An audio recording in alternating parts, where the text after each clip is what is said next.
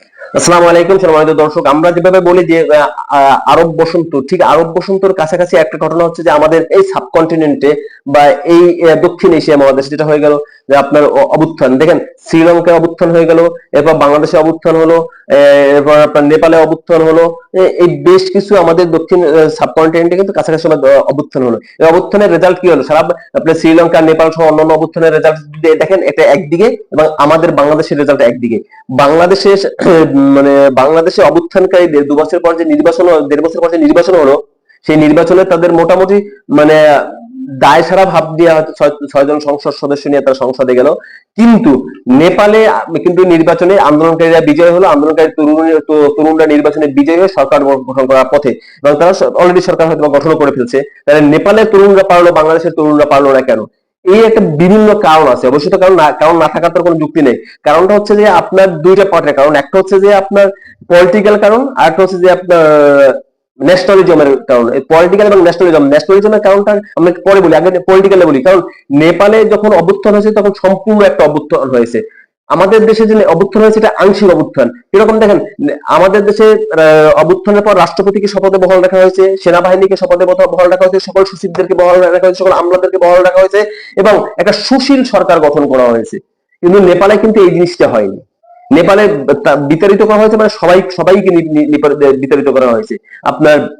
এরপর নেপালের আর একটা ব্যাপার হচ্ছে কি, নেপালে যে রাজনৈতিক শক্তিগুলি, নেপালে কিন্তু সংগ্রামটা হয়েছিল যে রেজিম, যে পলিটিক্যাল যে রেজিমের বিরুদ্ধে। কিন্তু বাংলাদেশে কিন্তু সেই জিনিসটা হয়নি।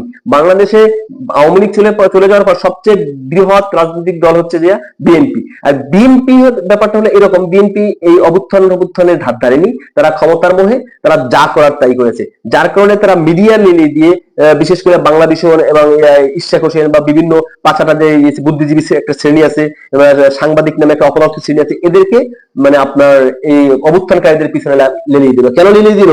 দেখেন, আওয়ামী লীগ অভ্যুত্থানের চিরশত্রু, অভ্যুত্থানকারী 2024 আগস্টে যারা অভ্যুত্থান করেছে এর চিরশত্রু। তার মানে আওয়ামী লীগ থেকে কেউ অভ্যুত্থানে যাবে না, জামাত থেকে কেউ এই মানে আপনার এই অভ্যুত্থানকারীদের দলে যাবে না। তাহলে কাদের থেকে যাওয়া সম্ভব না? সেটা হচ্ছে বিএনপি থেকে ভাঙিয়ে যাওয়া সম্ভব না। বিএনপির লোকজন এই অভ্যুত্থানকারীদের দলে যোগ দেওয়ার সম্ভাবনা ছিল, যার কারণে বিএনপি এমন কোনো জঘন্য এবং নোংরামিটা নাই যেটা এনসিপির বিরুদ্ধে করেনি বা অভ্যুত্থানকারীদের বিরুদ্ধে করেনি। প্রোপাগান্ডা বলেন, মিথ্যাচার বলেন আপনার অপপ্রচার, এমন কিছু নাই যে তার জঘন্য ভাষা করেনি।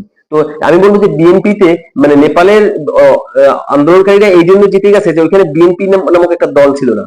হ্যাঁ, আবার নেপালের আরেকটা ব্যাপার হচ্ছে যে রাজনৈতিক এস্টাবলিশমেন্টে স্বাধীনতা বিরোধী, মুক্তিযোদ্ধা, রাজাকার এই সমস্ত কোনো প্রপাগান্ডা নাই, বা এই ধরনের কোনো ইস্যু এখানে নাই, যার কারণে মানুষ এক কাতারে আসতে পারছে।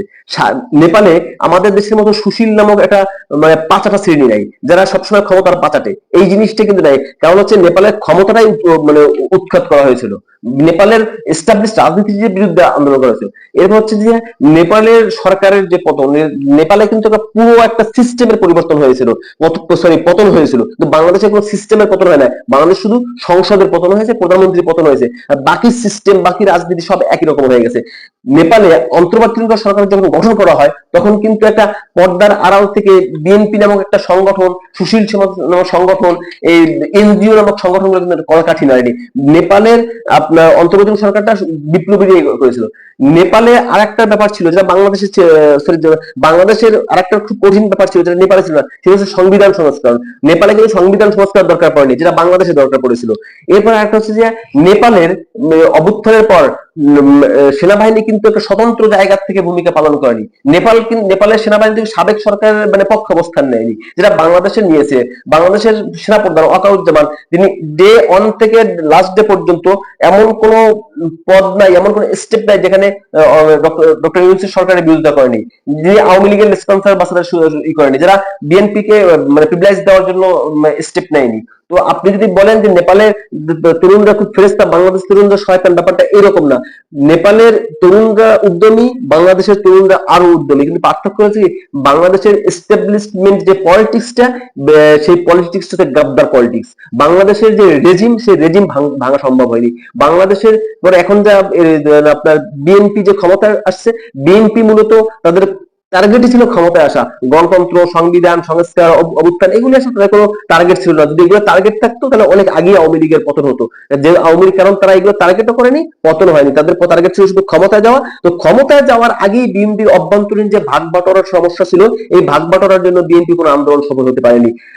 কিন্তু ছাত্ররা যখন আন্দোলন করলো তখন তারা ভাগ বাটোয়ারার বাইরে যে আন্দোলন করলো, সেই বিএনপির ছাত্র নেতারা, বিএনপির যুব নেতারা, বিএনপির শ্রমিক নেতারাই কিন্তু এই ছাত্রদের নেতৃত্বে এসে আন্দোলন করলো বা আন্দোলন সফল হলো। তো কথা হচ্ছে যে নেপাল পেরেছে, কারণ নেপালে একটা বিএনপি নামক রাজনৈতিক দল ছিল না, নেপালে স্বাধীনতা বিরোধী মুক্তিযুদ্ধ ফ্যাক্টর ছিল না, নেপালে আপনার সুশীল সমাজ নামে একটা পাঁচাটা শ্রেণী ছিল না, নেপালে সাংবাদিকতার নামে একটা অপদার্থ শ্রেণী ছিল না, নেপালে অন্তর্বর্তীকালীন সরকার গঠনের সময় মানে আপনার রাজনৈতিক সরকার দ্বারা বিএনপির মতো একটা ক্ষমতায় পিপাসু সংগঠন দ্বারা নিয়ন্ত্রণ হয় না, নেপালে সংবিধান সংস্কার প্রয়োজন হয় না, নেপালে সেনাবাহিনীর কুপরামর্শ হয়নি, যার কারণে নেপাল সাকসেস হয়েছে, আমরা সাকসেস হতে পারিনি। তবে আমরা আশা করি যে আমরা সারা জীবন ব্যর্থ থাকবো না, আমরা অবশ্যই একসময় কামব্যাক করবো।